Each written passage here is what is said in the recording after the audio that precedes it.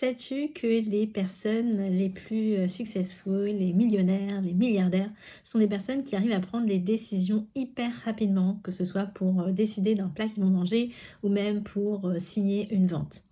La prise de décision, c'est quelque chose de clé et aujourd'hui, j'aimerais te donner une façon de décider qui peut-être peut t'aider si tu es aujourd'hui souvent bloqué lorsque tu dois prendre une décision, notamment une décision importante. Il s'agit d'un tableau de décision assez simple, assez pratique, assez pragmatique, mais qui vaut la peine d'être posé. Premier élément, si on prend un exemple, peut-être la décision à prendre, ce serait est-ce que je décide de me faire accompagner, je décide de me faire coacher par X. Alors d'un côté, je vais mettre les avantages et les désavantages à me faire accompagner par X. Ça, c'est le premier travail.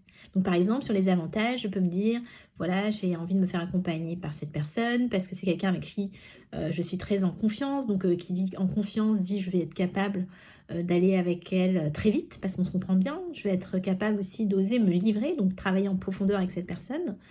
Et puis, je suis sûre, en fait, en travaillant avec X, que je ne vais pas rester bloquée sur ma problématique, sur mon projet. Je suis sûre d'avancer et d'investir en moi, en quelque chose de très important pour moi aujourd'hui. Par contre, un des avantages à me faire accompagner par X aujourd'hui, eh bien, c'est d'investir un certain montant. Oui, c'est cher l'accompagnement. Et donc, voilà, je me dis que si je fais ça, peut-être que je vais devoir renoncer au projet Y ou Z. Donc ça, c'est un premier point. C'est quoi les avantages et les désavantages à choisir une solution, un projet, une action? Donc ça, c'est la première partie de la réflexion. Deuxième partie de la réflexion, c'est en partant du contraire. Tout à l'heure, on était sur je décide de me faire accompagner par X, quels sont les avantages, quels sont les inconvénients. Deuxième partie, c'est je décide de ne pas me faire accompagner par X, quels sont les avantages, quels sont les inconvénients. Vous avez l'impression que c'est la même chose, mais vous allez voir quand vous allez faire l'exercice, le fait de le mettre en négatif et de voir les avantages et les inconvénients en négatif, ça amène d'autres informations, d'autres réflexions. Par exemple, un avantage à ne pas me faire accompagner par X, c'est que, en fait, moi je connais déjà son approche, j'ai déjà travaillé avec cette personne, et je me dis, en fait, un avantage à ne pas me faire accompagner par elle aujourd'hui, c'est que ça me laisse ouvert à d'autres solutions, peut-être, qui se proposent à moi et qui pourront peut-être être plus intéressantes. Et puis, je me dis aussi un désavantage, par contre, à ne pas me faire accompagner par X, c'est de passer peut-être à côté d'une opportunité, aujourd'hui, de concrétiser mes projets, mes objectifs à court terme. En fait, dans cette deuxième partie du tableau et de la réflexion, on est plutôt sur le coût de l'inaction. Sur le premier, on est plutôt sur le coût de l'action et ici, on est sur le coût de l'inaction. Donc en faisant ce tableau, vous allez voir, en l'écrivant bien sûr, vous allez voir ce qui émerge, ce qui n'émerge pas. Ça va vous donner une synthèse en fait de vos points, vous allez pouvoir les relier et prendre une décision assez objective finalement en voyant un peu finalement les tenants et les aboutissants de cette décision. Par contre, si même après avoir fait ce tableau, vous êtes toujours un peu dans le flou, vous dites toujours, je sais pas, ouais, c'est quand même, il y a toujours un peu des plus, des moins, etc. J'ai une dernière clé que vous pouvez utiliser par-dessus en fait, ce tableau. Il s'agit du prisme des valeurs.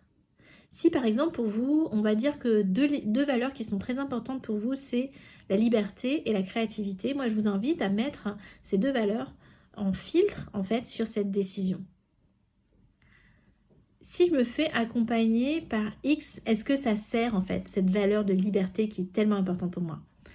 Eh bien, je peux me dire que oui en fait. Je peux me dire que oui parce que en faisant ça, quelque part, je vais travailler à ma liberté. Je vais pouvoir investir dans un projet, travailler sur un projet qui va me permettre d'être libre, libre par rapport à des blocages que j'ai ou libre par rapport à mes finances, puisque je veux travailler à ma liberté financière en travaillant sur un projet entrepreneurial avec cette personne.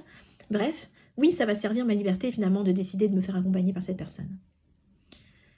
Autre prisme, par exemple, la créativité. Si je me dis la créativité, c'est très important, peut-être que je vais dire, en fait, non, je ne vais pas travailler avec elle parce que cette personne, dans sa façon de s'exprimer ou dans sa façon de créer ses programmes, etc., je trouve que c'est un peu trop figé, qui n'a pas assez de créativité dans sa façon de faire. Et moi, j'ai besoin justement de de ces éléments créatifs que je ne perçois pas dans son programme ni dans sa façon de faire les choses. Et peut-être que je me sens peut-être pas totalement alignée avec elle. Et c'est ok aussi d'aller peut-être trouver quelqu'un qui m'accompagne et qui a plus cette notion-là.